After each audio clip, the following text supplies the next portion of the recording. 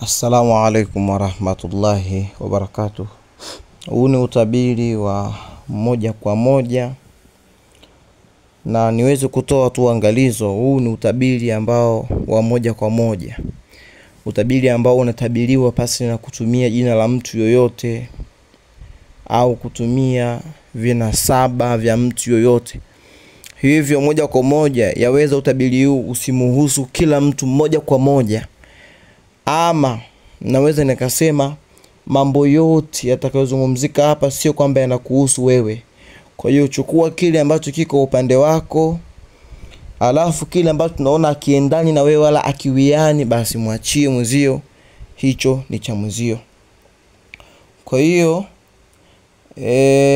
moja kwa moja nakwenda kusoma utabiri, wa watu wote kwa ujumla. Kwa hiyo utachukua kile ambacho kinakuhusu moja kwa moja. Naanza moja kwa moja.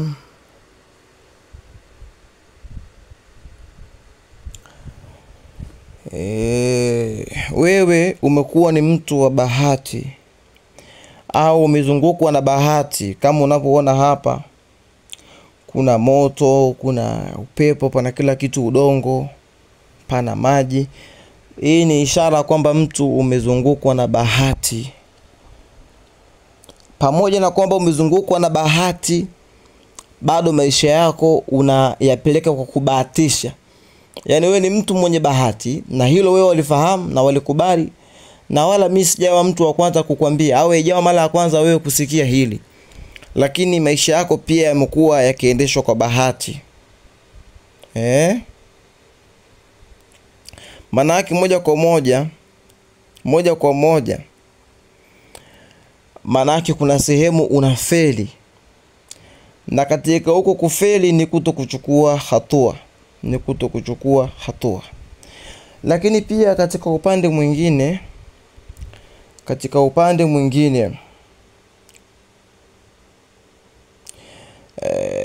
sasa haki inaanza kutendeka.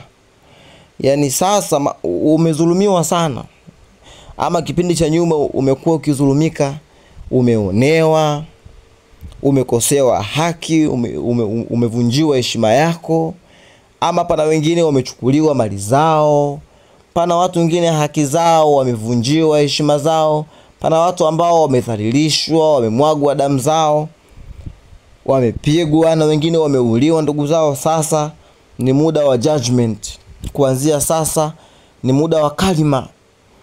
Kadri ambavyo utaona wanyokewa wewe mambo yako, na ndo vile vile wale wote maadui zako ndo kadri ambavyo wanaungulika. Furaha ulokuwa nayo wewe katika wakati huu ya kujielewa na kujitambua, na ndio unguliko, na ndio uenda kombo ambayo wanaipata wale adui zako. Kwa hiyo huu ni muda wa haki, huu ni muda wa judgment. Kwa hiyo unachotaka zaidi kwa wakati huu ni kwa ajili ya matokeo ya haki yanayofaa, iwe ni yanahusu mahusiano, masuala ya biashara, haki. Hiyo ni haki ambayo unaiona. Lakini pia ninachotaka kusema kitu kingine ambacho nakiona katika baadhi yenu ni vifungo. Kivyo vyote vile itakavyokuwa, ni kwamba pana vifungo, pana vifungo, na vifungo vya kichawi. Na kuna baadhi yenu pia wana vifungo vya kimapenzi. Maana yake kuna baadhi ya wanawake au wanaume wamewafunga kwa manufaa yao, hivyo mnashindwa kumove on. Lakini pia nachotaka kusema, pia kati yenu mjiandae kufanya mkataba. Jiandae kwa ajili ya kufanya mkataba ambao utakuingizia pesa nzuri sana. Kwa kweli itakuwa ni pesa nzuri katika maisha yako, itakujalia kununua kitu kikubwa, au itakusaidia kununua kitu kikubwa ambacho ni kikubwa kama gari, nyumba, biashara. Kwa watu ambao wamefikia level hiyo. Kwa watu ambao hawajafikia level hiyo, utanunua kitu kikubwa kama kitanda, friji, TV, godoro. Kwa watu ambao wamefikia level hiyo. Kwa wale ambao hawajafikia level hiyo, utanunua simu kubwa, sabufa na vitu vingine kama hivyo. Wallahu a'lam. Lakini ishaarat nyingine unayoiona, utapata deti. Yani kuna aina fulani ya wanawake ambao ulikuwa ukiwahitaji kwa ajili ya deti, utawapata.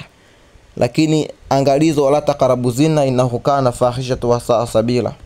Hilo ndo angalizo. Lakini naona utapata deti, utapata kufanya mapenzi na sampuli ya wanawake ambao, sampuli ya mwanaume ambaye ulikuwa ukimtaka. Ama kwa baadhi yenu pia utampata mwanaume wa ndoto yako au mwanamke wa ndoto yako, ambaye mwanamke huyu atakusaidia kufikia malengo. Yawezekana una mke saizi, lakini mke huyo kuna baadhi ya sehemu hafiti vyema. Au una mume, kama itatokea purukushani, utampata mchumba ambaye ataendana na wewe na ndoto zako. Lakini pia yaonesha pia tabiri nyingine yasema kwamba hofu inakurudisha nyuma. Mambo yako mengi hayatimii kwa sababu ya hofu. Unaogopa kutapeliwa, unafikiria kila mtu tapeli, unafikiria kila mwanaume ni mbwa. Simesemaga wanaume wote mbwa, sasa so wote. Unafikiria kila mwanamke mdangaji, kila mwanamke malaya. Hofu inakuchelewesha sana. Hofu inakuchelewesha sana. Na hii ni hofu yako ya kuingia katika mahusiano. Hususan kwa wanaume, unakuwa na hofu sana ya kuingia katika mahusiano. Niseme tu hiyo ni tamaa za kimwili. Zishinde, utafanikiwa. Zishinde, utafanikiwa inshallah. Lakini pia nikisonga mbele na utabiri wetu, naona kwa baadhi yenu huu ni wakati wa ubunifu katika biashara au katika hicho unachokifanya. Umekuwa unakifanya kimazoea mno. Sasa ni wakati maalum kabisa wa kukifanya kwa ubunifu. Eza kazi, eza mapenzi. Umekuwa mahusiano yako yamezoeleka sana. Na hii ni wito, na waomba baadhi yenu mbadilishe mkao wa kitanda wa kwenye vyumba vyenu, mbadilishe mkao. Lakini pia mbadilishe style za kufanya mapenzi, sex style. Mnaanza kati kuna style hiyo baadhi yenu mnamaliza.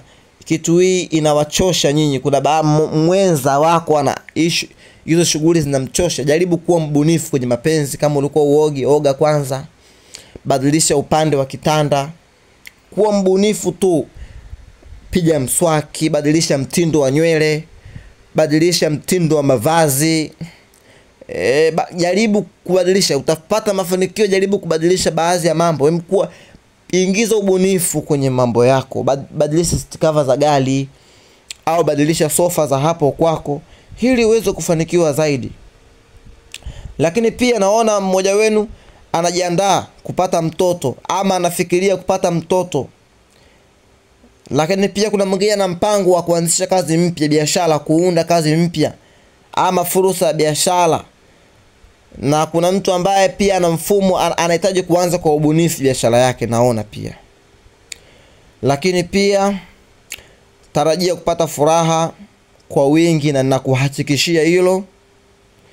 Na wallahi billahi, huo ndo msingi wa maendeleo na mafanikio. Nikiendelea kusonga na utabiri wangu wa kuwatabiria,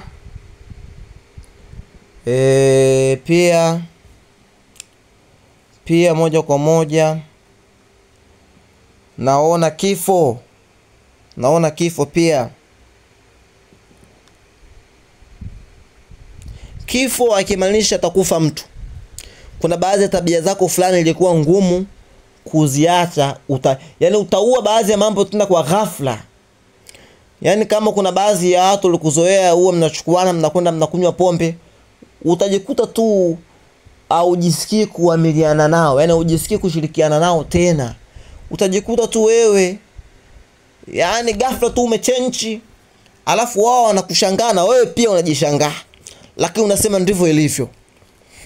Yani kuna baadhi jambo lako utaliua. Hata kuna baadhi ya watu wengine pia, hili ni tabiri mapema. Hata watu walikuwa wamezoea kukutumia ovyo, wanakuja hapo wanakula chakula, wajitumie kwa lolote lile, wapo hapo unawahudumia. Yani watu ambao kifupi kuwapa kwako chakula ni kuwalemaza. Sasa watashangaa kuona umechange ghafla, yani wapi?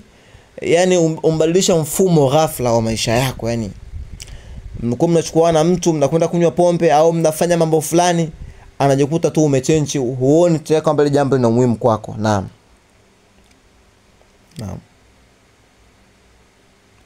Lakini pia naona utamaliza kile ambacho utaki tena na utakubali kuanza upya. Hata kama kuna mtu kama mnagombania kitu, wewe utasema haya, chukua. Wewe utaanza upya, na hiyo ndio nafasi nzuri pia itakupatia mafanikio, na huo ndio uamuzi wa haki na wa kweli. Lakini pia unaweza kutamani kubadilisha kazi yako au maisha yako ya mapenzi. Pia mtindo wako wa maisha kwa ujumla utabadilisha. Licha ya mabadiliko hayo makubwa, kuyakumbatia yatakusaidia kukua katika hekima na uzoefu. Yani utaamua tu, nilikuwa natumia perfume za Kiarabu na hata kutumia za Kizungu sasa. Nilikuwa napenda kuvaa kanzu, nitaanza kuvaa suti sasa. Nilikuwa na swali msikiti fulani Ijumaa, nitaanza kuswali msikiti huu. Pia hilo naona linaashiria. Naam, pia nikiendelea kusonga mbele kwa utabiri wangu, naona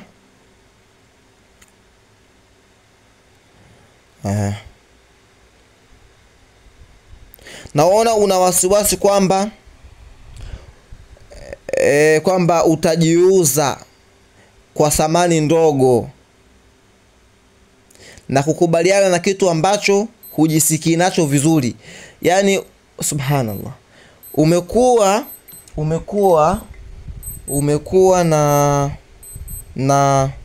na wasiwasi kwamba kuna jambo liko mbele yako, unahisi kama utakwenda kutumika ambavyo sivyo.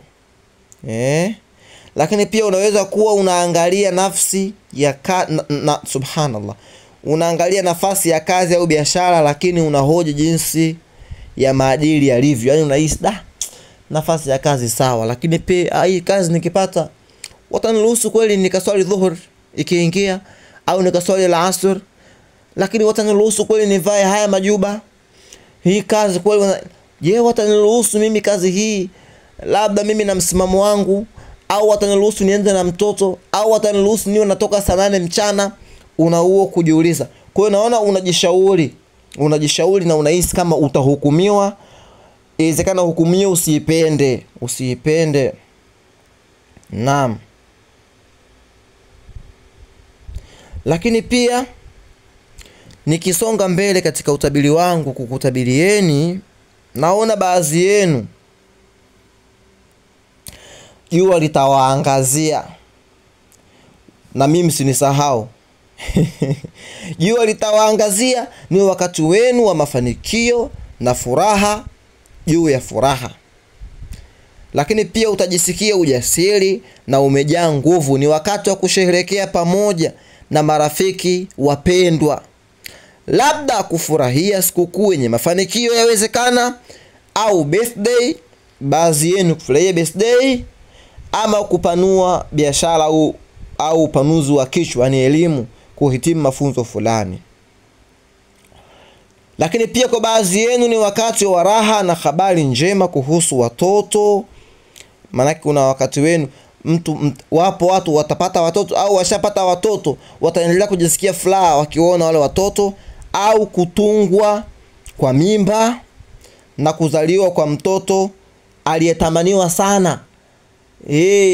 Labda uko unatamani mtoto fulani wa kiume ukampata, au utampata. Ndio nakwambia, uko unatamani kupata mtoto wa kike umempata au utampata, au ulikuwa unatamani kuzaa na fulani utapata taarifa, au atakwambia kwamba ana mimba yako, au unatamani kuzaa na fulani atakupatia mimba, atakupatia ujauzito. Ikiwa haujisikii hivi, basi jipe moyo, lipo njiani. Au ukiwa uone hivi, basi jipe moyo kwamba mambo haya yanakuja, unaingia katika kipindi hichi hivi karibuni. Lakini nikisonga mbele na utabiri wangu alhabib, naona kwamba kuna baadhi yenu, na nakupeni utabiri huu mapema. Msipuuze fursa mpya zinazowasilishwa kwenu. Kuna watu wengi mnapuuza fursa mpya. Uamuzi wa kazi mpya au uhusiano unaweza kubadilisha maisha yako. Kuna baadhi yenu mna approachiwa na baadhi ya wanaume, wamewatolea barua au kuwatongoza, mnalingalinga. Mimi tu nikwambieni, kwa wakati huu mwanaume huyo ambaye anakutongoza atabadilisha maisha yako. Au kuna wengine wameomba, bana tunakuomba ufanye hii kazi, wanaleta kiburi. Ya akhi alhabibi, nakwambia kwa wakati huu hicho kitabadilisha maisha yako. Hicho kitabadilisha maisha yako. Na wengi mambo hayo yanakuwa yanamhusu bosi wa kiume. Wanawake ndo wata-approachiwa, watapata mabadiliko, kubadilisha maisha yao kupitia mwanaume huyo. Ama kazi hiyo ambayo unabembelezwa, bosi hawa ni bosi wa kiume. Naam, matokeo pia niseme baadhi yenu pia naona pia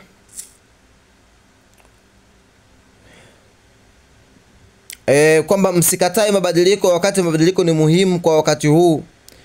Na pia kuna watu wanahisi hofu, lakini nawaambia wasihisi hofu, ni mtu mzuri. Matokeo yanaweza kuchelewa. Pia unaweza ukirudi saizi kutaka hiyo nafasi, matokeo yanaweza kuchelewa.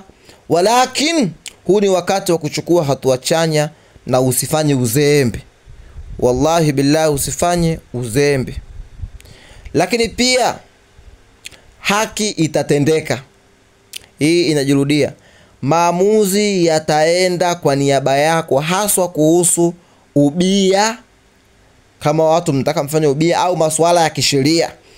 Ikiwa wale ambao wataka kwenda kotini, mahakamani, basi nawaambia haki itatendeka. Sasa ni wakati wa bahati nzuri na malipo kwa matendo yako mema uliyoyafanya huko nyuma. Ni wakati wa kupokea matunda. Na mimi niseme, nilipanga niishie hapa, lakini kwa sababu nataka tu nifafanue kwamba unasikilizwa na mamilioni ya watu wanakufuatilia, watu wanakufanya kuwa ni role model. Hivyo ishi kwa tahadhari. Mapumba wanasema usitokwe na nini? Usitokwe na povu. Yani weka kimya tu. Haki inatendeka. Wallahi billahi alaikum. Hakuna kitu ambacho, hakuna neno la dondoka kwa Mungu eti hata hakuna haki. Wama ya'mal mithqala dharratin khayran yara. Na lolote utakalifanya katika mambo ya kheri, hata liwe dogo kama mdudu chungu, na utalipwa nalo. Wama ya'mal mithqala dharratin sharran yara. Na lolote utakalolifanya katika mambo ya shari, ama ambalo uliwaifanyiwa katika mambo ya shari, wallahi utalipwa fi dunya wal akhirah. Kaa utulie picha linavyokwenda. Kaa utulie na wanavyojigonga uje kuona waona. Fanaudhu billahi min dhalik. Haya, tunaendelea. Lakini pia kwa baadhi yenu mnahisi kuchanganyikiwa. Mmekuwa na mazingira magumu na yaliyojaa mashaka. Walakin yote si kama inavyoonekana. Jisikie hofu au mjisikie hofu. Yani anasema kwamba mjisikie hofu, kwamba hofu hiyo ina kitu ndani yake, yani ina utendaji wake, kwa sababu kila kitu kitaenda vizuri hivi karibuni. Na mtarajie mambo mapya na yasiyotarajiwa. Na mjiandae kuyakaribisha maishani mwenu. Lakini pia naona kuna baadhi wenu mna hisia za misokosoko au msokosoko zinatia matope maji. Kwa hivyo rudi nyuma na ujaribu kupata uwazi wa akili yako. Kuna baadhi ya mambo pia yanakutia matope, unahisi sivyo, unawatuhumu watu kwa mambo ambayo hawajayafanya au hauna uhakika nayo. Pia jaribu kurudisha nyuma akili yako. anakuambia kwamba haijalishi ni ngumu kiasi gani, lakini rudi nyuma. Lakini pia kuna baadhi yenu mambo yanaweza kuonekana kuwa ni magumu, lakini shikamana nayo. Hayo ni ya kwako, hata kama magumu ni ya kwako. Naam. Lakini pia naona pana utabiri. Nisonge mbele kwa utabiri. Utabiri huu unahusiana na mambo ya mapenzi. Utabiri unasema unachotakiwa au kinachohitajika kwa sasa kukizingatia wakati huu ni kujua chaguo gani la kufanya. Baadhi yenu mmekuwa mna kigeugeu, hamjui chaguzi lipi. Endelea jinsi ulivyo na ujitaharishe kwa hatari itakayotoa msisimko na mabadiliko na kubaki jinsi ulivyo. Elewa sentensi hii, jiandae kwa hatari itakoleta msisimko, lakini utabaki kama ulivyo. Sijui utafumaniwa wala mimi sijui. Nadhani nisiguse sana haya mambo. Lakini pia baadhi yenu utabiri unasema mtafute washauri ambao mnawaamini. Maana kuna baadhi ya watu wanawashauri amuamini. Mtafute washauri ambao mnawaamini kama vile mwalimu, mtabibu, mzazi, kasisi, sheikh, padri na watu wengine kama hao. Lakini pia tunaambiwa kwamba kuna baadhi nikisonga mbele kwenye utabiri naona kuna baadhi yenu mnajiamini zaidi ya uwezo wa kushawishi watu. Mnajiamini zaidi ya uwezo wa kushawishi watu. Yaani mnajiweka nafasi ambazo si zenu, kuna baadhi yenu. Lakini pia kuna baadhi yenu mnaambiwa kule, zaidi ya hayo, msaada na muongozo kutoka kwa baba yako. Yani zaidi ya hayo utapata msaada kutoka kwa baba yako au mume wako au mpenzi wako wa kiume au shekhe wako na mtu mwingine wa maana. Manake mganga wa kiume na watu wengine kama hao katika maisha yako upo kwa ajili ya kuuliza. Waulize watu. Tumia vyema rasilimali zako. Una watu wengi wa kujibu maswali yako, lakini umekaza fuvu. Naam. Alhamdulillah. Nadhani tuishilizie hapa na kutafi bihadha. Tuishilizie hapa, lakini niweze tu kutoa angalizo pia kwamba huu ni utabiri wa jumla. Useme la bibi, mbona mimi jingine alikunihusu? Sikutumia jina la mtu. Mimi najua kwa fulani na fulani atanisikiza. Nafahamu. Na ndio maana nimetoa haya mambo. Kwa hiyo yanaweza matano yakakuhusu, au katika haya yote nilozungumza yakakuhusu moja, na wengine bahati yao yakakuhusu yote, au 60% yakakuhusu 90%, wengine 80%. Yani mambo yako hivyo. Yani minal ladhina yastami'una alqawla fayakhtabuna hasana walhamdulillahi rabbil alamin.